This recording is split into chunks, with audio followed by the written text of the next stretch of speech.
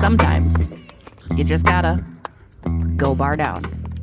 Kirill, top titty 2x4 to end the game. That was nice. Bardown Beauties. That's the sexy part of the game, is it not? The plays and the goals and the... Yeah, that's what you guys like. I mean, it is great. And now, a new episode of Bardown Beauties with Jessi Pierce and Kirsten Krull. At Jim Beam, they know the importance of tradition, like chanting, "Let's play hockey" prior to the start of each game, or playing the state of hockey anthem after a wild win. This season, raise one to your fan family with a bourbon that invites us all to come as friends and leave as family. Jim Beam Bourbon Whiskey, the official bourbon whiskey partner of the Minnesota Wild and XL Energy Center. Drink smart. Jim Beam Kentucky Straight Bourbon Whiskey. 40% alcohol by volume. Copyright 2021. James B. Beam Distilling Company, Incorporated, Claremont, Kentucky.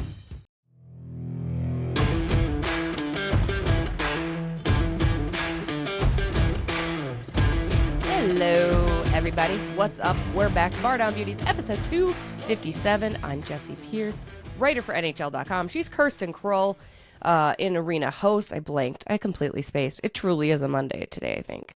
It is, and you're looking cute, and I look like I rolled out of bed, because I did. I just rolled out of bed. So, It's jean jacket season, baby. It's like 50 degrees today. yeah, it is. I've opened my windows, and yeah, everyone be nice to me today, because I feel you can hear it in my voice. Like, I'm just so tired. I'm so tired. It's probably making me a bit delirious. And yeah, these roots are going to get touched up today. You're very good at getting the hair done. Like, I'm not nearly as diligent. I haven't had it done. Thank you first. I don't think I've had it done since early December. Yeah. I broke a nail. I'm not flicking you off, but I broke my middle nail. That's a convenient nail to have broken. Right? Shout out to everybody that stopped by at the Minnesota Golf Show. That was a lot of fun. It was a good time. It was fun. It was different, and I liked it, and it's making me very excited to hit the golf course this spring, summer. Yeah. If you guys want to golf with us, let us know. We're always asking. We're always willing. Get out there. Swing them. We're great golfers. Also, it's not past me that I just watched myself take a sip of coffee, and for whatever reason, I squinted, and this one was wide open. I think I have a lazy eye. I've never really, delved into that, but there are certain angles that I'm like, I have a lazy eye. I don't think you have a lazy eye. I know people that have lazy eyes. You do not have a lazy eye. Maybe just like a little bit. I think it's normal for one eye to be smaller than the other. That's probably what you're seeing. That's probably what I'm seeing. But let's talk some hockey. Hockey is back, Minnesota, with a great comeback victory in Detroit in overtime, courtesy of Marco Rossi. Let's talk about Marco Rossi. I know we've talked about him numerous times because he's the one consistent player, I think, for the Minnesota Wild. He's avoided injury. He's doing things night in and night out. He's kind of being elevated into that top role. He's been on the second line. I mean, he's been a top six forward without doubt. But what's really impressed me is that there's been no letdown from last year. And I don't know that that was necessarily a concern, but I mean, it speaks volumes about who he is as a player. Yeah, I have nothing but great things to say about him. I'm a broken record. He's continued to build and build and build. He's continuing to be one of the steadiest players on this team, one that you can rely on, that's going to not only do what you need him to do, but also get on the score sheet, seemingly not every night, but every night. Yeah, I mean, he's got 49 points in 57 games, and 20 of those are Geno's, so we can't go wrong there. And obviously with the absence of Kirill Kaprizov, that helps a lot. I think, again, I would like to reiterate, I will always reiterate this because I have people that are confused about my feelings toward Marco Rossi. I have never once said he was a bust. I said last year was a make or break season. If he did not perform as well as he did last year, I would have considered him a bust. But that wasn't the case. He has lived up to his 9th overall perception, seemingly. I mean, he's getting there, right? Again, 50 points, nearly 50 points on the season with quite a few games to go yet is very good, very promising. The continued conversation, though, is that value a value that you want to keep or a value that you want to trade for more assets? And the only reason I think he would even be in the conversation, whether it's large, small, whatever, is because he's one of the few players that you can move. I would like to reiterate. That's the only reason. Yes, he would yield a high return as well, which is always nice. But I also think it's like, well, he is a player that Billy could potentially move because he has no protection. When is the last time the Minnesota Wild have had a steady consistent center. A center that what works about your well boy? in our system, in our team. Besides Jewel Eriksson, like that goes without saying. Obviously, I love Jewel, but the conversation for years and years and years when Jewel has been on the team has been we always have had problems with centers. Like, so that's my one thing. Do you want to risk getting rid of a centerman who has been proving himself and has been exceeding expectations in a lot of people's minds? I mean, the expectations I think were up there when he was drafted of what he could be, and he's living up to that. So it's like, why would you do that? Just to me, it seems history repeats itself. Old habits die hard. You get rid of Marco Rossi expecting this high return, and then it just puts Minnesota back in the same problems they've had with centermen always. I don't like that you were calling him Jewel. I always call him Jewel. I don't like it. I could call him Joel. Ewell. I did like the NHL during the Four Nations had like the Finnish players say their name in their like Finnish dialect, if you will. I'm pretty close to getting them right. Just sometimes I take your pronunciations with a grain of salt. So Huznadinov told me it was Huznadinov, and it's Ewell, and it's Jesper Valstad. I mean, okay, but is he telling you it's that in the same way I tell people that call me Kirsten or Kristen that yeah, that's my name, because I'm so tired of the conversation of people saying my name wrong and correcting them. I mean, maybe, yeah, possibly. Yeah, potentially. Yeah. That brings us to the trade deadline, Kirsten, which is March 7th, coming up real freaking quick. The Wild will be on the road for that, which is kind of nice for me, but we're going to be at TR's watching the ticker because that's how we handle trade deadline. With Kirill Kaprizov's injury, and again, we've discussed this before, and I asked Bill Guerin straight up during the announcement of Kaprizov's surgery. I said, Billy, how does this... I didn't call him Billy. That's a lie. I just said Bill, maybe even. I don't even know if I call him Billy, he wouldn't even flinch. He'd be like, yeah. Yeah, but I'm not going to pretend that we're like that. Like, I'm just directly calling him Billy. Billy's my name for him away from the rink. I just say Bill. I feel you could call him Billy and it'd Mr. be totally Guerin. fine. Billy G, BG. But I did ask him, I said, and this was, a number of weeks ago now, what does that look like? And he did genuinely stop and think, I think, and say, yeah, this is something I do. Is it more imperative knowing that Kirill, the timeline has now extended? It doesn't sound like he will be back in that minimum, quote unquote, 4 weeks. I'm doing that in quotations because that was never going to be the case. It was a 6-week thing, but that sounds like it's going to be even longer. Do you think now that it is definitely more of a need that they go out and get a forward at deadline?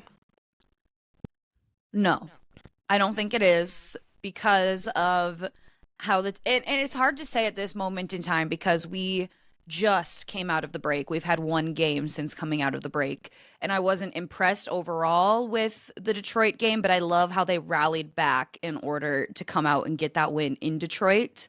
I don't know. And then going into the break on that 2-game home win streak, especially as we head into all the home games in March, I think if they can survive, there's no need to just survive, get into the playoffs, regardless of what spot you are in. I don't see the need to go out and get a forward. You just need to survive until Kirill comes back. Right. No, I think that's fair. And there are 5 games between, as we're recording this Monday, between now and the deadline. And Kirill, again, whether he's back before that April 15th regular season, that's not, necessarily, because the reality is, excuse me, you need Kirill to help you better your position, jockey your position in the playoffs, right? You don't necessarily 1,000%. need like you're not going to 6. make a deep playoff run without Kirill Kaprizov. Right. So I do think it'll depend on where the chips fall. As it sits right now, Minnesota 4-point lead on the Colorado Avalanche for that first wildcard spot. Minnesota in that 3rd spot in the Central, 4 points behind Dallas, who's in number 2, and Winnipeg's up there at number 1. So I do think there's that to be considered as like, how do they perform between now and that March 7th deadline? I still... March 7th is also my brother's birthday, so shout out Drew, happy early birthday. My half birthday the day before, 2 days before. Forgot who I was there for a second. March 5th. There we go. I look at it as, I think there needs to be clarity and honesty on where Kaprizov is at. if it seems like Kaprizov will be back, like maybe, what if this is like a season-ending injury? Let's just say, all right, hypothetically, I'm not thinking it is. Kaprizov is going to want to play in the regular season before going into the playoffs. He doesn't want to return just for the playoffs, right? So I don't think they're going to do the whole Mark Stone Las Vegas thing and keep him out until the playoffs and have him return and use that salary cap space during the trade deadline. But God, I would love if they did, though. I think if the doctors and Kaprizov are like, you know what, I'm not going to be able to return for the regular season. I'm not going to probably want to come in rusty, and I mean, having not played for months at that point, I'm out. If that's the case, then Bill Guerin makes a move, right? Because he has the salary cap. Yeah. So also, that's not a lot of time. I can't imagine a world where Kirill opts to not play, even if he's I don't think, and I don't know that it would be an opting. I would like to think it is a necessary factor, right? Like if the medical team is like, you know what, dude, it's going to take you up until April 12th before you could even think about returning. And again, I don't know if they have those answers between now and the deadline either. Mm-hmm. But that's where I'm kind of at. Yeah. I guess very going off of that little tidbit too, I feel part of it is maybe you still regardless would push yourself to come back though, because think of like the season Kirill was having, heart conversation, in a year where it's so important for him to play his best, as for him personally, as he's heading into contract negotiations and just increasing his value. I think just all things considered, where he's currently at in his contract, you go out anyways just to show your value. Because right now, when he's not playing, I'm trying to, you're picking up what I'm putting down. I'm picking up what you're putting down, like a little bit. I'm not saying his value has decreased with him being out, but it's brought up more concerns now that I think as he's heading into contract negotiations. You know, I would agree, right? Like 14 and a half, that's my offer, Krull. There you go, 14 and a half, 8. And I wonder like how other I think any organization would be willing to take a gamble on him, aside from obviously, but there's those question marks now about his health, I think. Yeah. And I mean, I will never say it's a gamble for Kirill by any stretch. Because you look at other players, Austin Matthews is hurt all the time. For sure. But but yeah. Like that has been discussed what you're saying before. Like all of the indiscrepancies about, I guess, the injury, like all of the question marks, it's been very vague ever since he went out.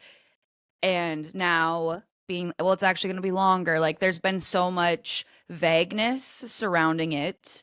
And like his actual return. So I think the question marks come like, is this going to be a lingering injury? Is this going to be a repetitive injury? Like those kinds of things, not anything to do with his skill, but like health wise. Yeah, no, that's fair. Speaking of health, you don't want to take on a huge contract for a player that's going to be injured all the time. Maybe in Gabrick, right? Like, I mean, I'm just saying, it's just, I'll always, and that's not me saying I don't want Kirill. I'm just saying. That's what I'm picking up. That's what you hate Kirill. You don't want to resign him. That's what I imagine is going in and out of a lot of people. People like to make up their own narratives sometimes. It's kind of fun. Speaking of injury, Matthew Tkachuk possibly out for the season. You're seeing more lingering injuries stemming from the Four Nations. How do you think the NHL handles that, right? I think they saw such elation, such excitement. The Four Nations Championship between Team USA and Hockey Canada was the most watched hockey game in over 20 years, 9.9 million people in the U.S. alone. Tremendous traction, which is also kind of a bummer to then follow that up with a couple of mediocre, regular season games. But how do you think the NHL is going to look at that? Because the Panthers losing Matthew Tkachuk for the rest of the season is not good. I mean, Shea Theodore, we'd already discussed, is out. But you know the guys want to play in it. You know that that's part of it. Is the risk worth the reward? That was one of my concerns going into the tournament, is especially with how fragile our players have seemed already being injured and then going to play in Four Nations. I'm relieved.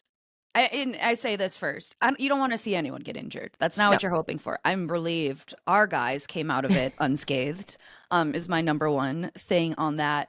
Huge, huge, huge loss for Florida if Kachuk is out for the whole season. Now, I think more so the league might have to do damage control with the coaches and organizational staff as far as like their star players going and playing in this tournament. I think it brings up concerns moving forward about who's going, which I don't want it to, because then I think it diminishes the product. Like, you want best on best, you're going to pull your best players out. But the NHL, after seeing this success, there's no way they're not going to do this tournament again. Like, Right. it's going to continue. It would be dumb to put a stop to it after you've seen this much success.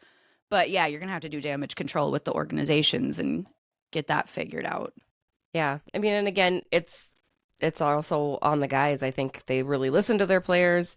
The NHL does a nice job of that. They knew that this was something that they wanted, and it showed. It's a great marketing tool for hockey. We have so many new hockey fans. I have friends that don't pay attention to hockey, largely most of my friends actually.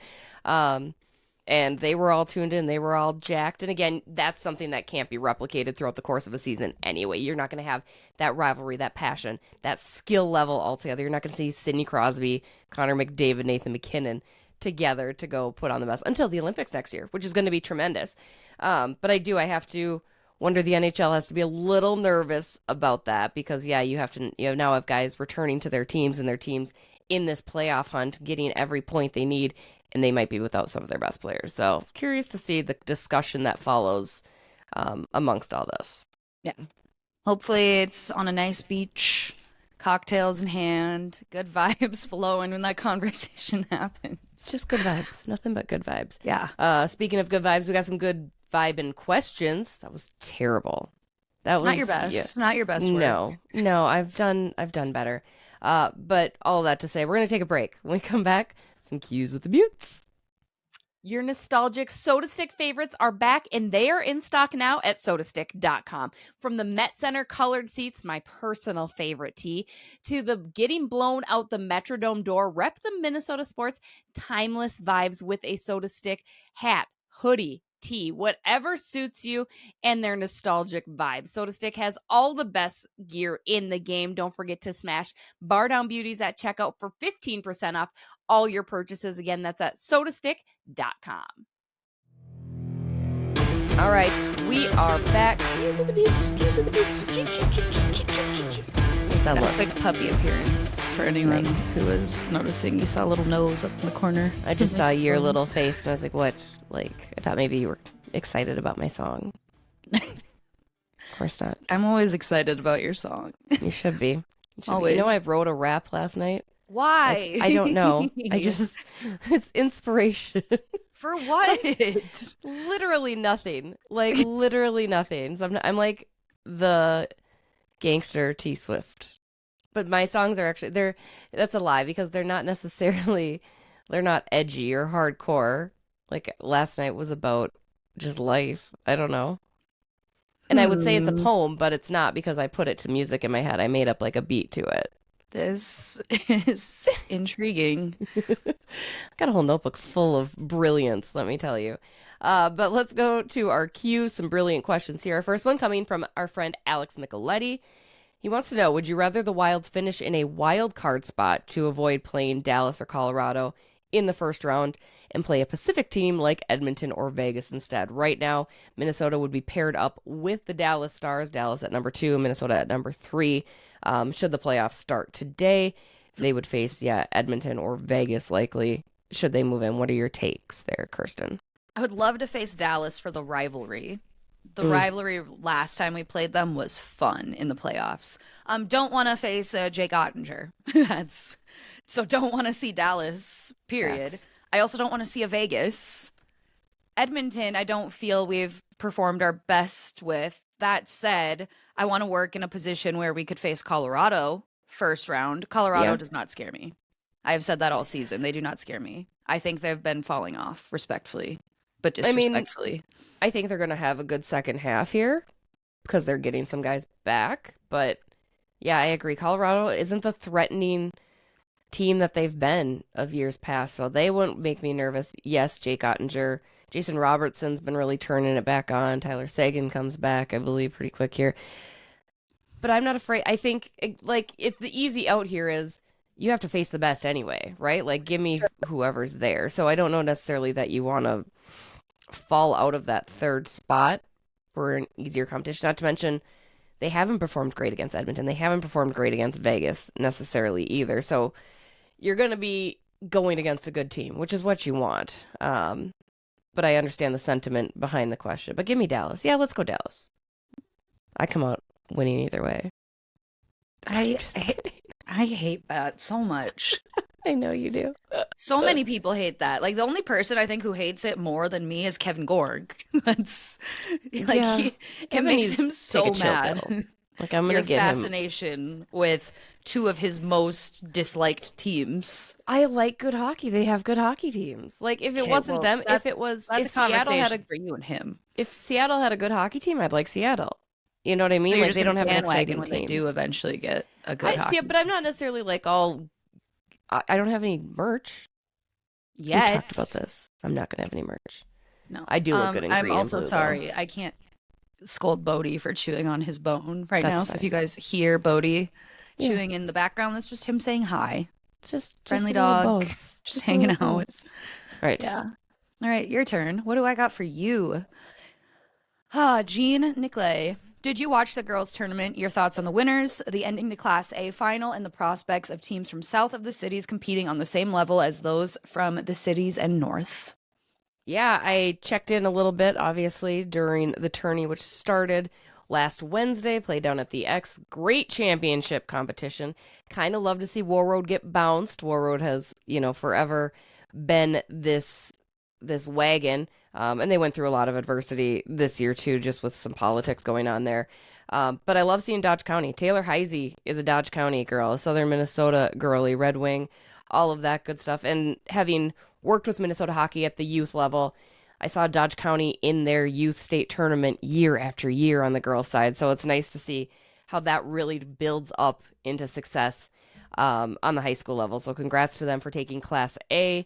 Heck of a turnout for Hill Murray and Edina. Hill Murray, though, has a couple familiar names with the Poles. Yes, that's Johnny Pole and Chrissy Wendell Pole's daughters. Fantastic outcome there with Hill Murray taking down. Although Hill Murray has been there before. They've had Hannah Brandt help them to championships before. But all in all, I like to see parity.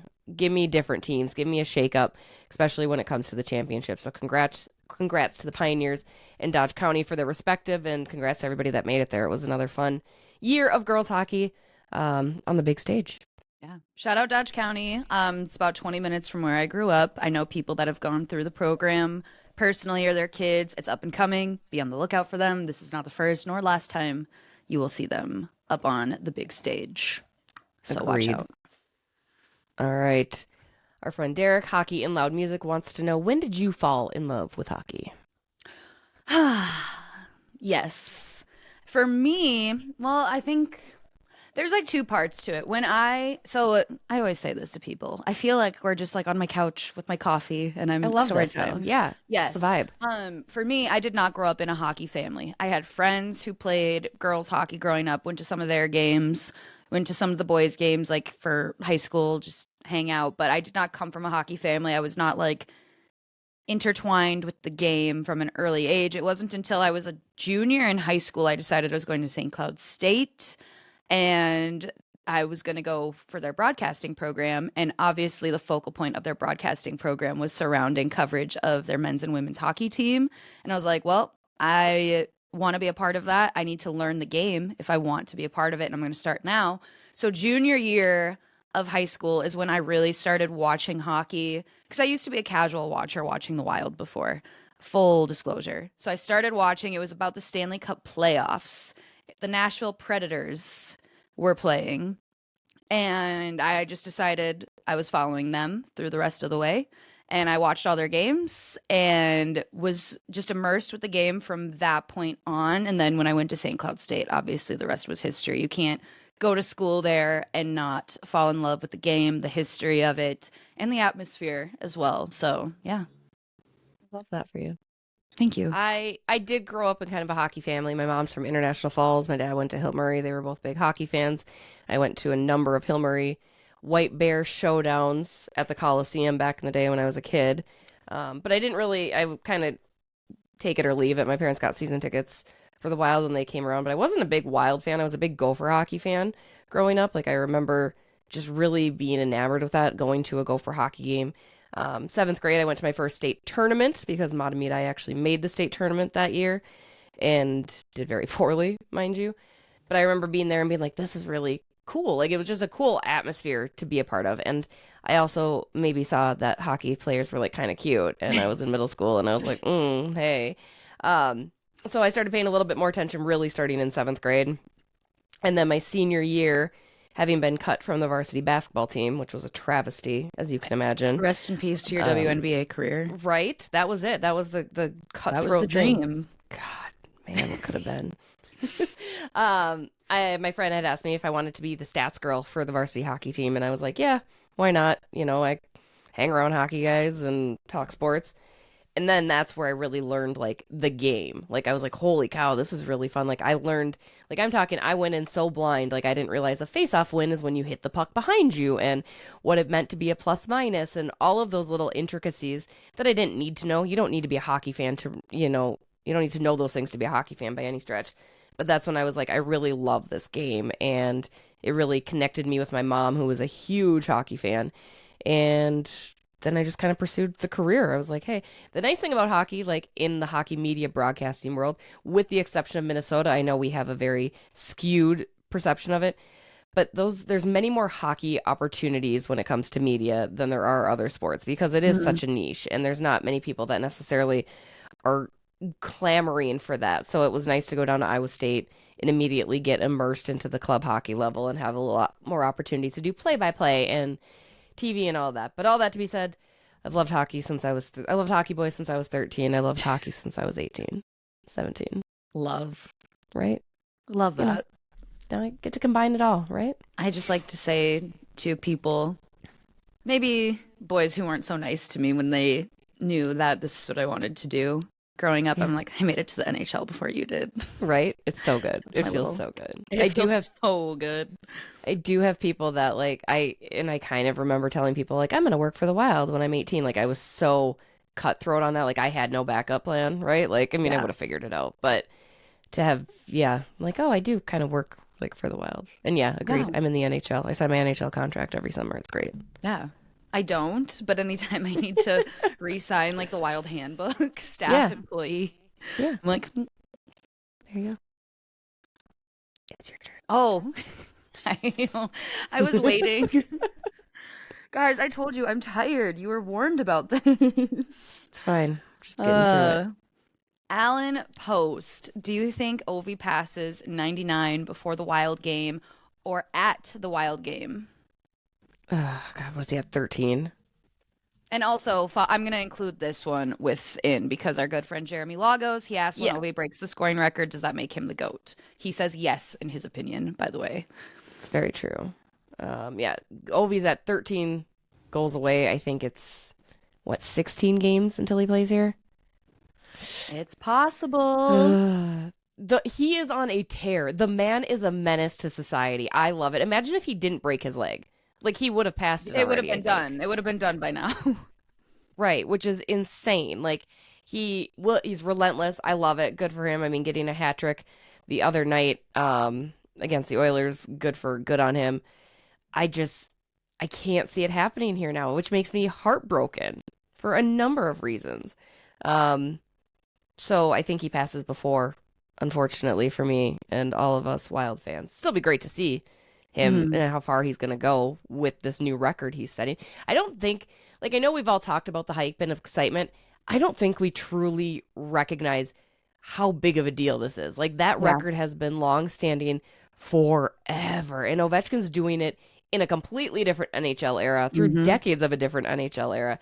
So to Jeremy's question, that does make him the GOAT. I mean, Wayne Gretzky will always be special, and I think I always hate this, and it extends to basketball and pretty much every sport. It doesn't have to be just one. Like, you can have two greatnesses on these different varying levels. Like, Michael Jordan and Kobe Bryant and LeBron James can all be great. And same with Ovechkin and Crosby and Gretzky and Lemieux. Like, they are all great. Like, that's okay. There doesn't have to, nobody says there can be only one, right? This isn't only one Highlander. Like, Ovi is incredible. There's no question. And I don't think he's, what Wayne Gretzky did for the game is one thing, and what Ovechkin has done for the game in his generation is another. So, yeah, he is a great one.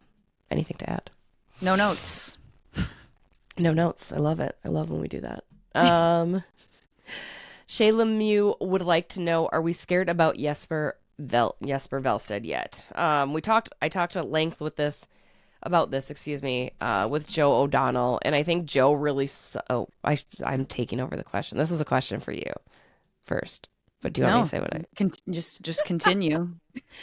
But I talked about this with Joe O'Donnell last week, because there is an overarching concern. I think Joe said it best, that Jesper desperately needs the season to end. He needs a reset. He just needs to get out of the year. It's not coming back. It's just it's not necessarily concerning for the future, because people have off years. Players have off years. Freddie Gaudreau bounced back decently from a really, really bad year last year, and Philip Gustafsson has bounced back. So, I mean, it's very possible, I think, for Jesper, for his mind, and just to get that clarity, he needs the season to end. I think it's a bad year. It's down. It's awful. I wouldn't say it makes me worried. It makes me curious about how he comes into next year. I think he's the type of player that's going to give it his all in the offseason without question. So that's where I'm holding off on any true fear-mongering. But it sucks to watch him struggle as much as he has, knowing that next year is his time to shine. But I think he needs a desperate end of the year. Yeah. I think a lot of it is the mental aspect. Granted, not somebody who's a goalie connoisseur who knows all of the intricacies of being a goalie. Right. But yes, I think no one probably has known one of the people. What I'm trying to say is Joe O'Donnell. I trust his insight a lot, heavily. That man knows that Iowa Wild organization, knows the players. Yeah, I think he'd probably just hit it head on. Mentals. Exactly. I'm going to give you another one, since I grabbed a hold of that one. O-Train wants to know, who is the best player to interview on the Wild? Jake Middleton. Duh. Like, you literally put a microphone in front of his face.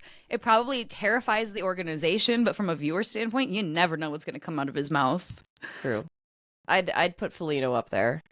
Foligno's always a good interview. He's funny, but he just doesn't have the unhingedness that Midzi does. No. What makes Foligno tough to interview is he kind of does the run-on sentences, and I'm speaking this as a writer who has to transcribe it afterward. Like, it's just a little challenging. Brock Faber's the most succinct interview that you could get, that, like, full, complete sentences. So from, like, that perspective, it's I love nice. how authentic Brock is. Whatever he's thinking, he shows on his face. So good. So good. Yeah. There's that, too. And, I could tell you, do you want to know who's not good at interviews? No, we're not, because we're not going to do that. It's a Monday. The vibes are good this week. Matt Boldy, I always enjoy his comments, because he kind of gives a little bit of Jack Hughes. A little sassy sometimes. He is, I feel what I see, he's very sassy. He gives the Jack Hughes, which I also enjoy. I'm happy I don't have to interview Jack Hughes, but I love watching. No, I have zero replies. I can't handle that. Like, dude, I just need you to answer the question, please. Like, I don't, Or did you see even Austin Matthews sass the other day? No, but if I was Austin Matthews, I'd be sassy too. So, obviously it was, I won't call a spade a spade. It was his fault that Connor McDavid scored in the slot, because Matthews left him wide open in the slot. And McDavid scored the game winner in overtime there for Canada to claim gold. So one of the reporters, and he asked the question nicely, like, it wasn't a jab by any means, like, do you think that is, you almost got in the way of it, and do you think that's going to haunt you? And the reporter must have been named Kevin or something, and Matthews just goes, "Sure, Kevin." Just like a very curt tone, like, yeah, sure, Kevin. This makes me want to bring up my favorite Austin Matthews moment ever, when somebody's like, when was it? He like ran into the post or hit his head on the post, something. This was years ago. Oh, yeah. I don't remember what happened, but the reporter said like, like something about doing it. And he's like, yeah, I just saw the post and decided I was going to hit my head on it. Great question. I just wanted to see how it felt against my face or something like that. I need to find that clip again, because sometimes I watch it just to laugh. Like, that's my favorite. Austin Need Matthews those. moment ever. So whenever like his playing career ends and he's going into retirement, that's going to be something I continue just to bring Fair. up, resurface. Like it Valid. literally has rent in my mind, and Mhm. I'm not mad about paying the fee. I love that. Yeah. I didn't forget this time. What big name will the Wild sign in the off season? Oh gosh, I don't. Again, I haven't truly looked. Let's see, top free agents in NHL. Going for the top ones. Jeez Louise. That's very presumptuous. I mean, Brock of you. Besser does make sense, right? Like, Can we afford? you can afford Brock Besser come the off season. You're not getting Mikko Rantanen. God, I would love Mikko Rantanen. Not happening. Let's see. I would say Matt Duchene wouldn't be terrible either. I bet JVR wants to come here. He loves Minnesota. I believe he lives in Minnesota in the offseason. Don't really want him. Tarasenko wouldn't be No. terrible, I'm not especially if interested. you're trying to get Kirill to be all extra happy. I I'm think not Brock Besser really makes sense. And personally, I would prefer Besser over Nelson, I think. I do not want if Brock you were to Nelson go that either. I route. say respectfully. I do say respectfully, and again, my Minnesota feelings on Nelson extend to Besser as well, but Besser, from just a sheer skill standpoint, I like Yeah, a lot more agreed. from up the middle. So, because he's younger, so that's a large point. But I'd be just as annoyed about the Minnesota love as well. So, Yeah, fair. which young player has the brightest future on the Wild? Boldy, Faber, or Z Buium? That was a really loud there's two directions I want to go with this. I say Brock Faber, hands down. Just there's not a young player right now, young defenseman especially, that's doing what Brock Faber's doing right now. I think without a question it's Fabes. But I think Zeev Buium right now, there's just so much excitement about his potential and the possibility of maybe seeing him on the squad come the end of the college hockey season. So I don't know. I kind of steer also towards Buium just because I'm so excited about what he can possibly bring. I'll throw my hat in the Boldy. I'm with you on Faber. I think Faber would be my pick as well. But I don't think any of that's to discredit Boldy in what he is going to mean to the organization. I think once he finds that consistency in his game, again, we saw it at World Championships last spring, and you saw it at Four Nations.